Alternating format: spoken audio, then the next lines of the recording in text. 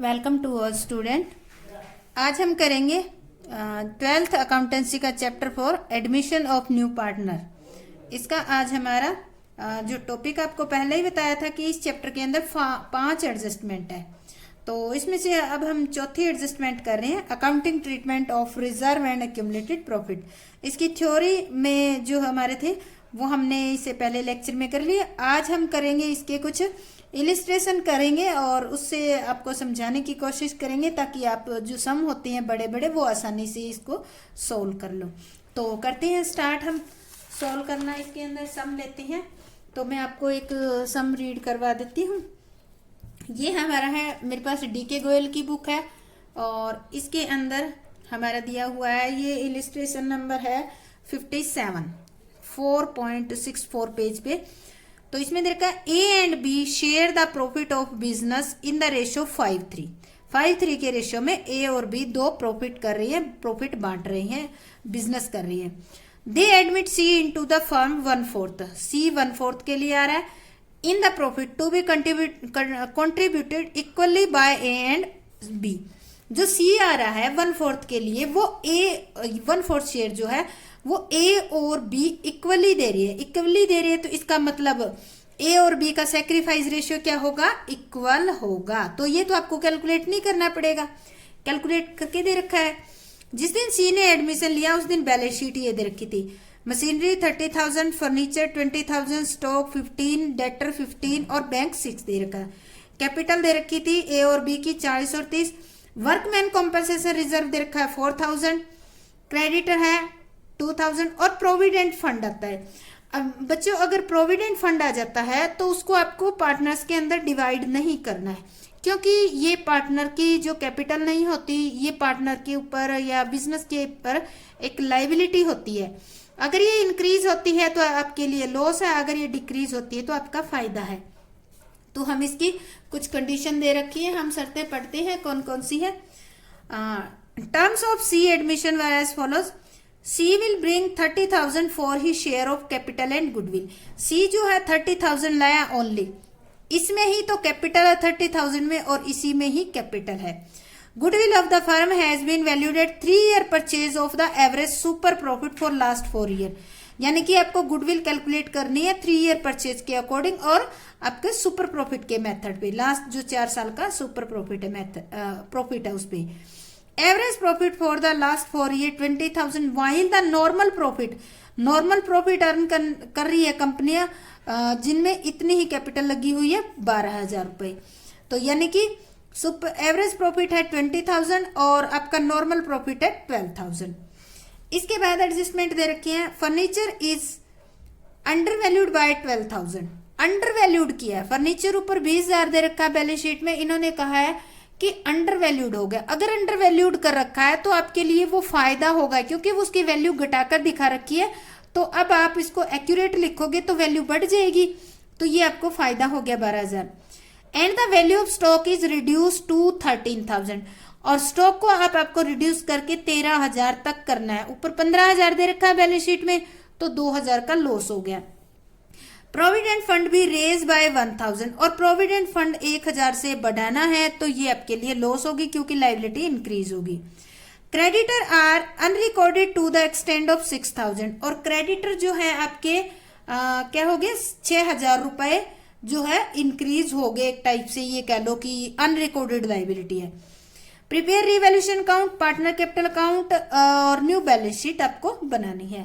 तो हम इसमें सबसे पहले क्या करेंगे, हमें सेक्रीफाइस रेशियो कैलकुलेट करना होता है, फिर इस क्वेश्चन में सेक्रीफाइस रेशियो कैलकुलेट करके ही दे दिया इक्वली है। अब हम गुडविल कैलकुलेट करेंगे, क्योंकि ये कैपिटल लेके आ रहा है 30,000, इसी में ही कैपिटल है, इसी में ही गुडविल है। तो अब हम देखेंगे गुडविल कितनी है और कैपिटल कितनी है। तो हम स्टार्ट करते हैं इसको सोल्व करना। सबसे पहले हम लेंगे फर्म की कैलकुलेशन ऑफ गुडविल। ये आपको रिवाइज भी हो जाएगा पॉइंट, कैलकुलेशन ऑफ गुडविल कैसे कैलकुलेट की जाती है। इसमें कैलकुलेशन ऑफ गुडविल में सबसे पहले आपको गुडविल जो कैलकुलेट करने का कह रखा है वो super profit method super profit पे कह रखा है। तो सबसे पहले तो आपको सुपर प्रॉफिट निकालना होगा। तो सुपर प्रॉफिट कैसे निकाला जाता है? सुपर प्रॉफिट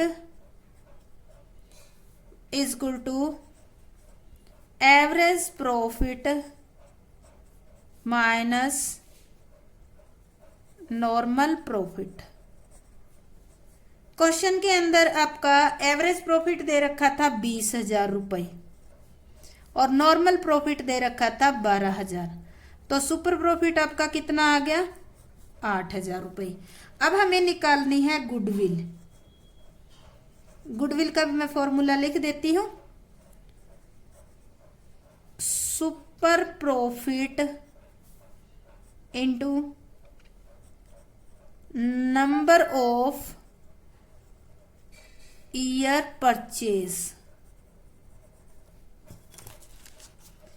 सुपर प्रॉफिट कितना निकाला आपने? 8,000 रुपए इंटू में 3 ईयर के, तो टोटल कितनी आ गई आपकी? 24,000 रुपए क्या आ गई आपकी? गुडविल आ गई। अब ये 24,000 रुपए गुडविल पूरी फर्म की है, इसमें सी लेके आएगा। तो अब निकालते हैं सी शेयर इन गुडविल, इसका है 1/6 शेयर। तो 24,000 का 1/4 शेयर के लिए आ रहा है। 1/4 शेयर है इसका, 1/4 शेयर। तो ये आ जाएगी सी के हिस्से आ जाएगी गुडविल 6,000 रुपए। अब देखो सी टोटल कितना लेके आ रहा है? सी टोटल लेके आ रहा है 30,000 रुपए। ठीक है, 30,000 में गुडविल कितनी होगी उसकी? गुडविल होगी 6,000 रुपए। बाकी कितनी बची? जो 24,000 रुपए है वो क्या होगी? सी की कैपिटल होगी। ठीक है, ये हमारी कैपिटल। अब जो ये 6,000 लेके आ रहा है ये किस किस को देगा? एक, क्योंकि इनका रेशो कितना बताया है? ए और जो बी है उनका सेक्रीफाइस जो रेशो है 1:1 है। 1:1 है। तो इस 6,000 में से 3,000 तो ए को मिलेंगे और 3,000 किसको मिलेंगे? बी को मिलेंगे। क्यों? क्योंकि इनका सेक्रीफाइस रेशो क्वेश्चन के अंदर इक्वल दे रखा है। तो ये था हमारे क्वेश्चन के अंदर। सबसे पहले आप सोल्व करो, सेक्रीफाइस रेशियो करो। सेक्रीफाइस रेशियो कैलकुलेट करके दे रखा है। उसके बाद आप करो गुडविल को। गुडविल हमने कैलकुलेट कर ली 6,000 रुपए। अब ये 6,000 रुपए सेक्रीफाइस रेशियो में बांटे जाएंगे। ए और बी में 3,000 रुपए आ जाएंगे। सी जो है वो लेके आ रहा है टोटल 30,000। इस 30,000 के अंदर 6,000 रुपए गुडविल का शेयर हो गया, तो बाकी क्या होगी? आपकी कैपिटल होगी। तो अब हमने कैलकुलेट कर लिया। अब हम नेक्स्ट स्टेप पे करते हैं, रीवैल्यूएशन अकाउंट बनाते हैं। रीवैल्यूएशन अकाउंट बनाकर हम इसका सोल्व करते हैं। रीवैल्यूएशन अकाउंट, ये हमारा रीवैल्यूएशन अकाउंट का परफॉर्मा। इसमें ये डेबिट क्रेडिट साइड लिखना मत भूलना आप। पर्टिकुलर 1 मिनट का ही टाइम नहीं लगता, आप लिख देना रुपीज में। ये भी पर्टिकुलर साइड है, पर्टिकुलर विवरण जिसमें लिखते हैं अमाउंट रुपीज में। और ये हमारी क्रेडिट साइड है। कौन सा अकाउंट बना रहे हैं? रीवैल्यूएशन अकाउंट बना रहे हैं हम। तो अब हम स्टार्ट करते हैं। सबसे पहले क्या हुआ था?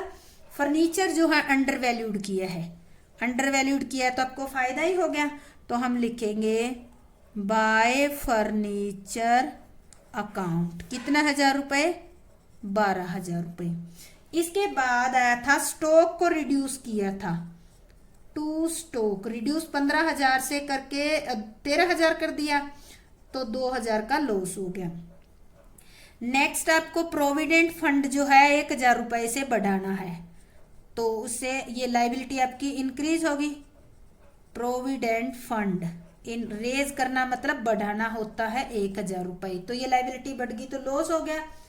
और क्रेडिटर को एक्सटेंड करना है, या ये कह सकते हो कि अनरिकॉर्डेड क्रेडिटर आपके जो है या अनफोर्सीन क्रेडिटर है 6000 रुपये हैं जिनको अब आपको पे करना है। तो इसका हम करते हैं, तो ये साइड का टोटल आता है हमारा 12000 रुपये। ठीक है, इसमें से ये 9000 रुपये लेस कर देते हैं तो 3000 रुपये ये आपके बच जाएंगे। ये 3000 रुपये किस में बांटे जाएंगे? To revaluation profit, to A's और टू बीस। किस रेशो में? आपका रेशो होगा old ratio. Old ratio, old ratio कितना आपका क्वेश्चन में 5:3 दे रखा, इस रेशो में बांटेंगे तो ए के हिस्से आ जाएगा 1875 और बी के हिस्से आ जाएगा 1125 रुपये। तो ये दोनों का टोटल ये आ जाएगा हमारा। तो ये हो गया हमारा रीवैल्यूएशन अकाउंट। अब देखो ये रीवैल्यूएशन अकाउंट में प्रॉफिट आया है इनके। अब हम बनाएंगे capital account, partner capital account. तो हम इसमें पार्टनर कैपिटल अकाउंट का परफॉर्मा बनाते हैं। 3 पार्टनर हो गए हमारे, ए बी और सी, 3 पार्टनर हो गए। तो इन तीनों की हम debit side credit side 3-3 column बनाएंगे। ये हमारा हो गया परफॉर्मा पार्टनर का। तो इसमें लिख देते हैं ये हमारी डेबिट साइड और ये हमारी credit side. A B C, A B और सी कौन सा अकाउंट है? Capital account. ठीक है, अब सबसे पहले हम लिखेंगे इनकी capital by balance B D. Capital, capital इनकी कितनी कितनी है? ए की तो है 40,000 रुपये और बी की है 30,000। सी अभी आया ही है, कुछ नहीं। इसके बाद आता है वर्कमैन कॉम्पनसेशन रिजर्व था क्वेश्चन के अंदर आपका 4000 रुपये, पर ये इसका कोई क्लेम नहीं था तो पूरा पूरा बांट देंगे वर्कमैन कॉम्पनसेशन रिजर्व। तो ये आ जाएगा 4000 को आप ये बांटेंगे, 4000 को आप बांटोगे, रेशियो आपका है 5:3, तो इसमें बांट दोगे तो ये आ जाएगा 2500 रुपये ए के और 1500 रुपये बी के। सी को कुछ नहीं मिलेगा। इसके बाद रीवैल्यूएशन का प्रॉफिट आया था बाय रीवैल्यूएशन अकाउंट। कितना कितना आया था? 1875 एक का था और 1125 बी का था और सी का कुछ नहीं था। इसके बाद देखो जो सी है वो कैपिटल लेके आया है तो लिखेंगे बाय बैंक अकाउंट। हमने निकाली थी ना, कितने निकाली थी? 24,000 रुपये निकले थे। इसके बाद जो सी 6,000 रुपये गुडविल लेके आया था तो उसको कैसे लिखेंगे? By premium for goodwill, premium for goodwill.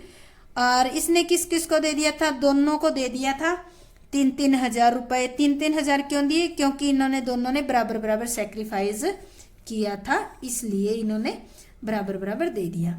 और कोई आइटम नहीं है तो अब हम टोटल कर लेंगे। टोटल करेंगे तो इसका टोटल आ जाएगा 47,375। इसका आ जाएगा बी का 35,625 और इसका 24,000 आ जाएगा। तो ये आ गए इसके। इसके बाद देखो डेबिट साइड में कोई आइटम नहीं आई तो ये सारे क्या हो जाएंगे? टू बैलेंस सी डी, यूं की यूं रख देंगे। 47,375, 35,625 और 24,000 रुपये। अब इसको इसके बिल्कुल सामने हम टोटल कर देंगे। बिल्कुल सामने करना है, ये नहीं देखना कि हाँ या तो जगह खाली पड़ी है ऊपर कर दे, क्योंकि अकाउंट का भी कोई रूल होता है, उसी के अकॉर्डिंग करना है। तो ये पूरा टोटल हमने एज इट इज उतार देंगे। ये हमारा हो जाएगा 24,000 सी का। तो ये हमारा बन गया कैपिटल अकाउंट। इसके बाद हम बनाएंगे बैलेंस शीट। बैलेंस शीट किस तरीके से बनाएंगे हम? बैलेंस शीट के दो साइड होती हैं, एक साइड को क्या कहते हैं, एसेट्स साइड, और दूसरी साइड को क्या कहते हैं हम, लायबिलिटी साइड कहते हैं। तो यहाँ लिखेंगे हम लायबिलिटी प्लस कैपिटल साइड, यहाँ अमाउंट आ जाएगा रुपीज में, और ये आपकी होगी एसेट साइड, और यहाँ अमाउंट आ जाएगा रुपीज में।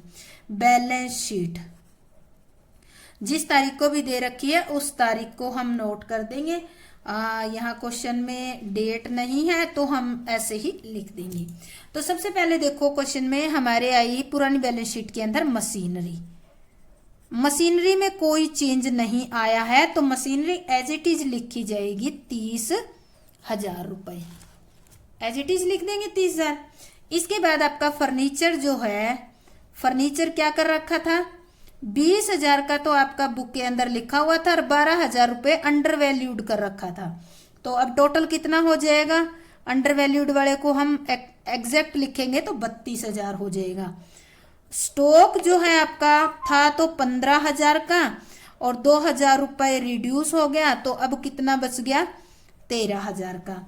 डेटर देखो, डेटर के ऊपर कोई चेंज नहीं आया है तो डेटर एज इट इज लिखे जाएंगे।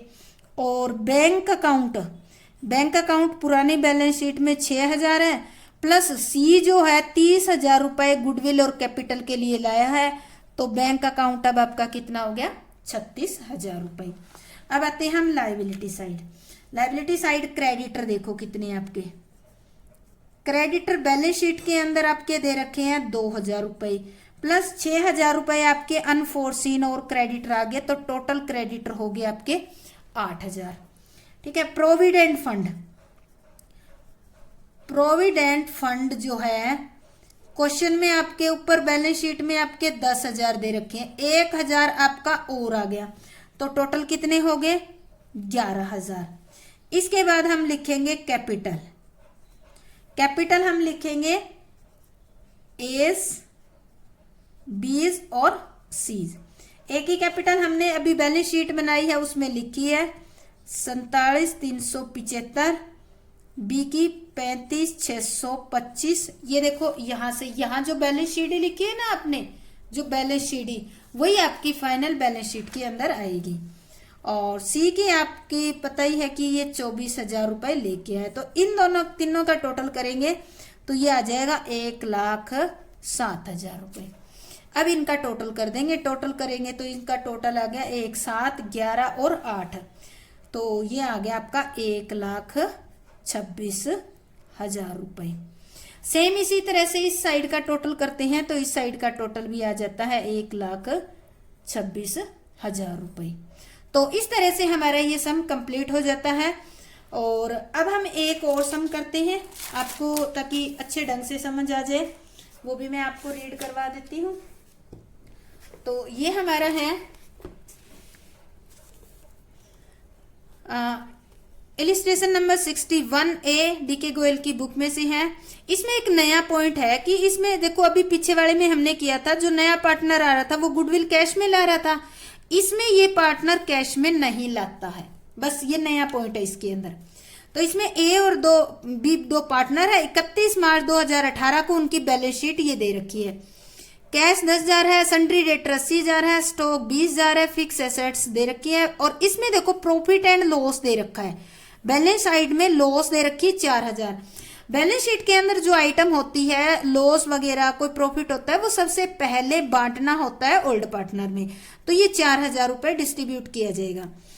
प्रोविजन फॉर डाउटफुल डेप्ट 4,000, इसमें कंफ्यूज मत होना, या तो ये प्रोविजन फॉर डाउटफुल डेप्ट लाइबिलिटी साइड में होंगे, अगर लाइबिलिटी साइड में नहीं है तो यहां लिखे मिल सकते हैं, आपके डेटर में से लेस करके भी दिखा सकते हैं, एक ही बात है। वर्कमैन कॉम्पनसेशन रिजर्व 5600 रुपए है, आउटस्टैंडिंग एक्सपेंसेस 3,000 है, क्रेडिटर 30,000 है और इनकी कैपिटल 50 और 60,000 है। अब देखो इन्होंने क्या इंफॉर्मेशन दे रखी है वो रीड करते हैं। C were taken into partnership as from 1 April 2018, 1 अप्रैल को आता है C. C brought 40,000 as his capital but he is unable to bring any amount for goodwill, यानी कि जो सी आ रहा है वो 40,000 रुपए गुड कैपिटल तो ला रहा है, पर वो गुडविल नहीं ला रहा नगद में। न्यू प्रॉफिट शेयरिंग रेशियो हो गया 3:1, तो सी का कितना शेयर हो गया 1/6 न्यू प्रॉफिट शेयरिंग रेशियो के अकॉर्डिंग। अब पढ़ते हैं आगे क्या दे रखी है, कुछ इन्होंने पॉइंट दे रखे हैं। Claim on account of workman compensation is 3000। Workman compensation reserve था 5600 का, उसमें से 3000 क्लेम है, तो क्लेम घटाने के बाद 2600 बचेंगे, वो आप ओल्ड पार्टनर में बांट दोगे। इसके बाद रखा है to write off bad debts amounted to ₹6000। देखो ऊपर प्रोविजन कितना दे रखा था बैड डेब्ट का, केवल 4000 दे रखा था। नीचे राइट ऑफ कितना कह रहा है 6000 करना है, तो 2000 कहां से होंगे आपके डेटर में से होंगे, तो वो 2000 रुपए आपकी रिवैल्यूएशन में चले जाएंगे, लॉस होगी। Credit are to be paid, creditor को 2000 रुपए एक्स्ट्रा देने पड़ेंगे, और 2000 be provided for an unforeseen liability. एक 2000 की एक और अनफॉर्सिन लाइबिलिटी आ गई, वो भी पे करनी पड़ेगी, तो लॉस हो गया ये भी, यानी कि ये क्रेडिटर वाला भी लॉस हो गया, ये लाइबिलिटी का भी लॉस हो गया। Outstanding expenses be brought down, यानी कि 1200 रुपए तक लाने आपको outstanding expenses. Brought down to कह रखा है, यानी कि 2 कह रखा है, तो इसका मतलब अब आपके 1200 रुपए ही रहेंगे आउटस्टैंडिंग एक्सपेंसेस। तो 3000 से 1200 रहेंगे, तो फायदा कितने का हो गया 1800 रुपए का। आगे कह रहे हैं goodwill is valued at 1.5 year purchase of the average profit of last 3 year. Purchase of 3 amounted 8000, 10000, 18000। Pass necessary journal entry, capital account और ओपनिंग बैलेंस शीट। तो क्वेश्चन के अंदर सबसे पहले हमें क्या करना होगा, गुडविल कैलकुलेट करनी होगी और हमें सैक्रिफाइस रेशियो कैलकुलेट करना होगा। इस क्वेश्चन में ओल्ड रेशियो दे नहीं रखा है, अगर ओल्ड रेशियो नहीं दे रखा है तो ओल्ड रेशियो क्या माना जाता है, इक्वल माना जाता है। तो ये है आपका इलिस्ट्रेशन 61 का ए पार्ट डी के गोयल की बुक। तो सबसे पहले हम करते हैं calculation of goodwill. Calculation of goodwill. Goodwill के लिए सबसे पहले हमें क्या कैलकुलेट करना पड़ेगा, एवरेज प्रॉफिट। एवरेज प्रॉफिट के लिए आपको दे रखे हैं प्रॉफिट 8000 रुपए प्लस 10,000 रुपए प्लस 18,000 रुपए, 3 साल का दे रखा है, तो 3 से हम डिवाइड कर देंगे तो ये हो जाएगा 18 36,000, 36,000 प्लस में 3, तो एवरेज प्रॉफिट कितना आ गया 12,000 आ गया। इसी 12,000 यानी कि एवरेज प्रॉफिट के बेस पे ही हमें करना है, तो अब हम निकालेंगे गुडविल। गुडविल कह रखा है क्वेश्चन में average profit into number of year purchase, year purchase. तो एवरेज प्रॉफिट कितना है 12,000, नंबर ऑफ ईयर परचेज 1.5। इसको ऐसे लिखा हुआ है, आप इस तरीके से लिख लेना ताकि कैलकुलेशन आसान हो जाए। तो ये कितनी आ जाएगी 18,000 रुपए। आपकी गुडविल कितनी आ गई 18,000। अब देखो सी का शेयर निकालना है हमें, सी से मंगवानी है ना गुडविल, तो पहले सी का शेयर निकालते हैं। इसके अंदर सी शेयर इन गुडविल 18,000 में से 1/6, तो कितना आ गया 3,000 रुपए गुडविल लेकर आएगा। अब हमें निकालना है सैक्रिफाइस रेशियो। कैलकुलेट करते हैं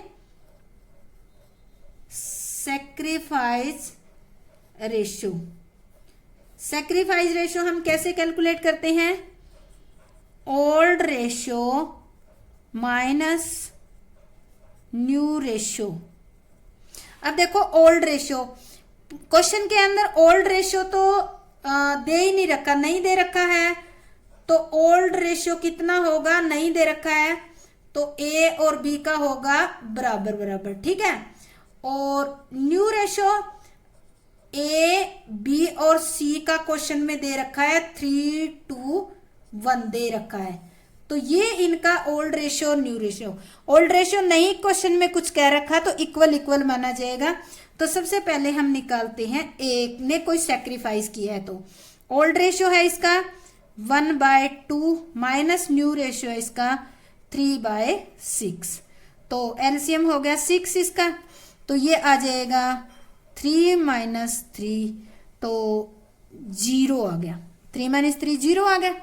तो ये तो ए जो है ना ही तो सेक्रीफाइस कर रहा ना गेन कर रहा। अब आते हैं बी का। बी का ओल्ड रेशियो 1/2 और नया रेशियो है इसका 2/6। तो इसका कितना आ गया, इसका एलसीएम 6, तो ये आ गया 3 माइनस 2, ये कर रहा है 1/6। क्या कर रहा है, ये सेक्रीफाइस कर रहा है। और सी आपको पता ही है कि 1/6 के लिए आ रहा है, यानी कि सी जो आ रहा है वो 1/6 के लिए वो किससे लेगा, बी से लेगा। अगर बी से लेगा तो ये 3000 गुडविल भी किसको देगा, बी को ही देगा। तो अब हम करते हैं, इसकी एंट्री करनी क्या रखी है क्वेश्चन के अंदर। तो सबसे पहले हम जो बैलेंस शीट के अंदर डिस्ट्रीब्यूट करने वाली आइटम है उनको डिस्ट्रीब्यूट करते हैं। सबसे पहले दे रखा है प्रॉफिट, तो वो किस में बांटा जाएगा, A's capital account debit, B's capital account debit, to profit and loss account. कितने रुपए था, 4000 रुपए की लॉस ओल्ड पार्टनर में बांटी जाएगी। कौन से रेशो में, ओल्ड रेशो में। ओल्ड रेशियो इनका दे नहीं रखा है तो क्या माना जाएगा, equal equal. Loss transfer to old partner in old ratio 1:1। इस तरह से हम इसकी एंट्री कर देंगे। सेकंड दे रखा है क्वेश्चन में वर्कमैन कॉम्पनसेशन रिजर्व, पहली एंट्री होगी। सबसे पहले हम बैलेंस शीट के अंदर जो डिस्ट्रीब्यूट करने वाली आइटम होती है उसकी एंट्री करते हैं। तो इसका हम लिखेंगे workman compensation reserve account debit. कितने दे रखे थे, 5600। इसमें से क्लेम कितना हो गया, 2 क्लेम 4, इसको मैं शॉर्ट में लिख रही हूं वर्कमैन कॉम्पनसेशन रिजर्व। 3000 रुपए क्लेम हो गया था, बाकी बच गए 2600, वो किस में बांट देंगे, 2 एज कैपिटल अकाउंट और 2 बीज कैपिटल अकाउंट। 2600 रुपए इनके ओल्ड रेशियो में कितने कितने आएंगे, 1300 रुपए आएंगे। 13 दूनी 26, 1300 आएंगे। और अब हम लिख देंगे ये जो एक्सेस सरप्लस था वही बांटा है ना, surplus amount of workman compensation reserve transfer to old partner in old ratio. तो ये हमारी बैलेंस शीट के अंदर 2 ही आइटम थी जिनको हमने सबसे पहले इसको बांट दिया। अब हम पढ़ते हैं एडजस्टमेंट, जिससे हमारी एसेट्स और लायबिलिटी पे इफेक्ट आ रहा है, वो चेंज हो रही है, वो अमाउंट लेते हैं। तो सबसे पहले हम लेते हैं कि हमारी जो 6000 रुपए के जो हमारे डेटर थे उनको राइट ऑफ करने के बारे में कह रखा है। तो 4000 रुपए तो प्रोविजन पड़ा है हमारे पास, तो वो लेंगे प्रोविजन फॉर डाउटफुल डेब्ट। कितने पड़े हैं आपके पास, अकाउंट डेबिट 4000 पड़े हैं। करने कितने हैं इनको, 2 डेटर करने थे आपको 6000, तो डिफरेंस कितना आ गया 2000 का, तो ज्यादा हो गए, यहाँ तो 4000 ही है। तो ये 2000 रुपए हम किस में डाल देंगे, रीवैल्यूएशन अकाउंट में डाल देंगे 2000 रुपए। तो ये हमारे जो है रीवैल्यूएशन अकाउंट में। अब हम लिखेंगे रिटर्न ऑफ 6,000 बैड डेब्ट्स, यानी कि 6,000 रुपए के हमारे बैड डेब्ट्स थे, उनको राइट ऑफ कर दिया। यानी कि 4,000 तो हमने प्रोविजन बना रखा था, 2,000 हमारे एक्स्ट्रा हो गए, तो हमारे डेटर 2,000 से और कम हो जाएगी, ये हमें लॉस होगी। तो ये हमारी पहली एंट्री, जिससे हमारा रिवैल्यूएशन की अमाउंट पे, या हम कहते हैं हमारी बैलेंस शीट की जो एसेट्स और लायबिलिटी है उन पे इफेक्ट आता है। इसके बाद अगली आइटम हमें दे रखी है कि आपको क्रेडिटर को ज्यादा पे करना पड़ेगा, ज्यादा पे करना पड़ेगा तो आपके लिए लॉस होगी। तो एंट्री करेंगे हम revaluation account debit to creditor. कितना ज्यादा पे करना पड़ेगा? 2,000 रुपए। एक अनफोर्सीन लाइबिलिटी भी थी,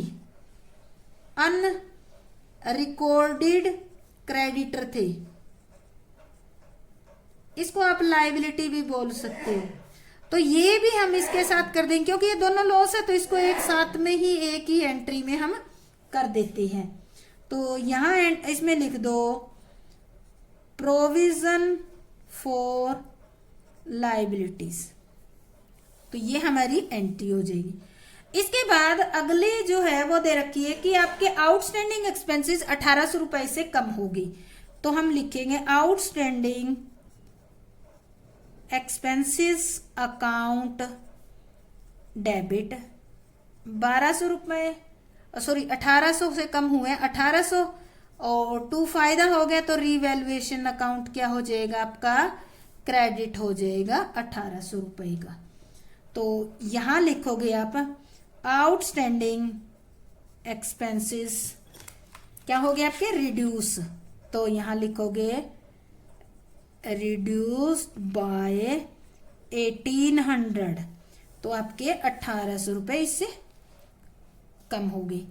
अब देखो हमारी एडजस्टमेंट से रिलेटेड सारी एंट्री आ गई है, यानी कि जो भी एसेट्स लायबिलिटी हुई है इंक्रीज डिक्रीज उससे रिलेटेड आ गई है। तो अब हम निकालते हैं कि हमें इनमें प्रॉफिट हुआ है लॉस हुआ है, तो ये रीवैल्यूएशन से रिलेटेड है। डेबिट कितने से रीवैल्यूएशन हुआ और क्रेडिट कितने से हुआ? डेबिट तो हुआ हमारा 4,000, ये 2,000 पीछे दे रखा है 6,000 से, और क्रेडिट कितना हुआ हमारा? 1,800 से। तो डेबिट ज्यादा है तो लॉस कितनी होगी? 6,000 माइनस 1,800, तो लॉस होगी आपकी 4,200। और 4,200 लॉस जो है ए और बी में कितने कितनी बांटी जाएगी? 2,100 रुपए में बांटी जाएगी, क्योंकि ये ओल्ड पार्टनर में बंटती है। अब इससे रिलेटेड एंट्री करते हैं। लॉस है तो पार्टनर कैपिटल अकाउंट क्या होगा? डेबिट, तो एंट्री करेंगे A's capital account debit B's capital account debit और टू रीवैल्यूएशन अकाउंट। कितना हो गया आपका? 4,200 था और ये इनके हिस्से आ गए 2,121 रुपए। यहां लिखेंगे loss of revaluation transfer to old partner, लिख देंगे यहां पर। इसके बाद ये एंट्री हमारी होगी। अब आता है नंबर जो सी है, वो उसको 3,000 रुपए गुडविल लानी थी, पर वो नगद में नहीं लाया। नगद में नहीं लाया तो हम एंट्री क्या करेंगे? C's current account debit to, sacrifice कौन कर रहा था? ओनली बी, तो यहां लिख देंगे टू बीज कैपिटल अकाउंट। कितने 1,000 रुपए थे? 3,000 रुपए, ठीक है। C's goodwill share transfer to B's capital account, क्योंकि जो सी का जो शेयर है वो केवल बी को ही मिलेगा, बी ही सैक्रिफाइस कर रहा है। अब देखो सी गुडविल तो नहीं लाया पर ये कैपिटल लाया था, तो एंट्री कर देंगे cash account debit to C's capital account. कितने लाया था ये कैपिटल, ये लाया था 40,000 रुपए। तो इस 40,000 से एंट्री कर देंगे, लिख देंगे कैश ब्रॉट बाय सीज, सी के द्वारा कैश लाया गया 40,000 रुपये।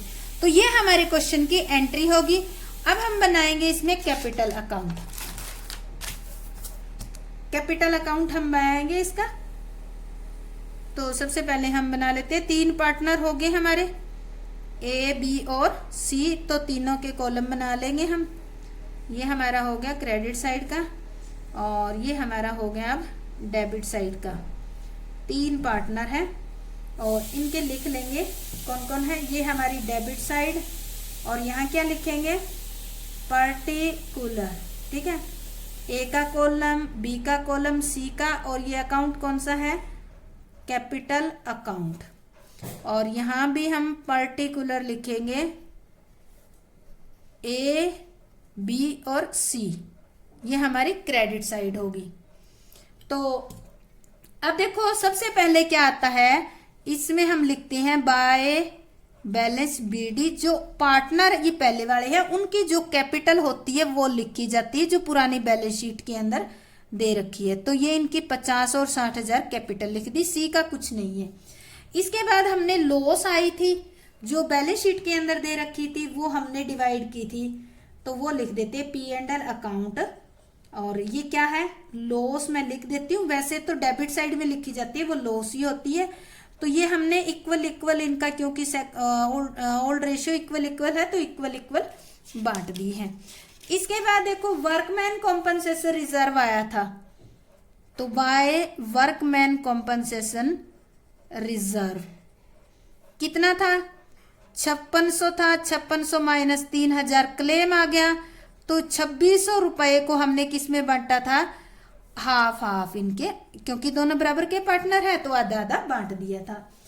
इसके बाद देखो सी जो आया है, सी करंट अकाउंट लिखेंगे, क्योंकि जो सी आया था वो गुडविल लेके आना थी, उसको कैश में नहीं लाया, पर उसने एडजस्ट कर दी अपने करंट अकाउंट में। वो मिली किसको, केवल बी को मिली। क्यों मिली, क्योंकि सैक्रिफाइस बी ने ही किया था।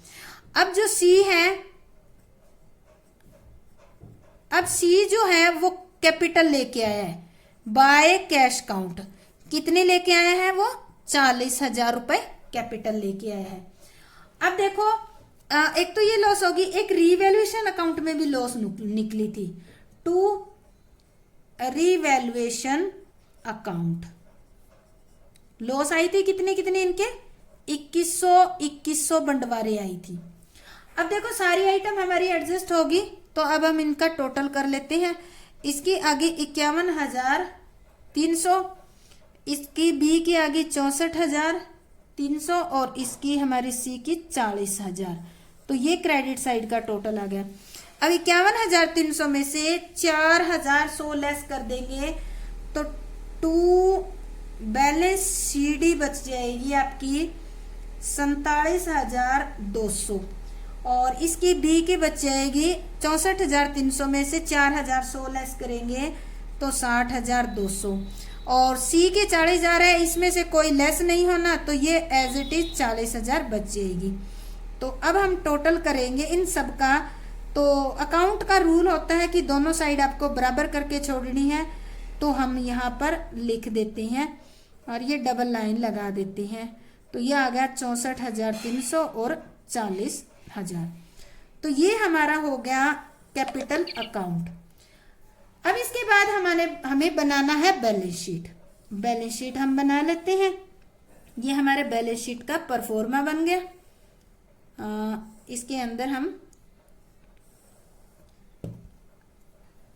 इस साइड लिखी जाती है लायबिलिटी प्लस में कैपिटल। यहाँ लिखेंगे अमाउंट रुपीज में और यहाँ लिखा जाता है एसेट साइड और यहाँ अमाउंट, ये लिखना मत भूलना आप। और यहाँ लिखेंगे बैलेंस शीट और इसके नीचे ये बनाई कब है, इस क्वेश्चन में डेट दे रखे हैं एज एट। हम बना रहे हैं 1 अप्रैल 2018 को। इस तरह से डेट लिख देंगे हम। तो अब हम स्टार्ट करते हैं इसके अंदर। देखो क्वेश्चन के अंदर सबसे पहले कैश आपकी पुरानी बैलेंस शीट के अंदर दे रखा 10,000, 40,000 ये बैलेंस शीट के अंदर दे रखा 10,000, 40,000 ये नया पार्टनर आया था सी, वो एज ए कैपिटल लेके आया है, तो टोटल कितनी हो गया, कैश हो गया अब 50,000। इसके बाद देखो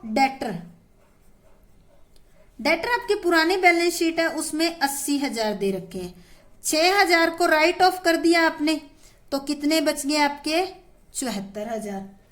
इसके बाद में स्टॉक जो है आपका 20,000 ही है, कोई चेंज नहीं हुआ। इसके बाद फिक्स एसेट्स भी आपकी कोई चेंज नहीं हुई, तो ये 38,600 एज इट इज रहेगी।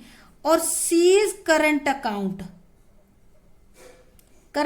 क्यों लिखा, क्योंकि सी जो है अपनी गुडविल का शेयर नगद में नहीं लाया था, तो हमने इसको करंट अकाउंट से डेबिट किया था 3,000 से। हो गया।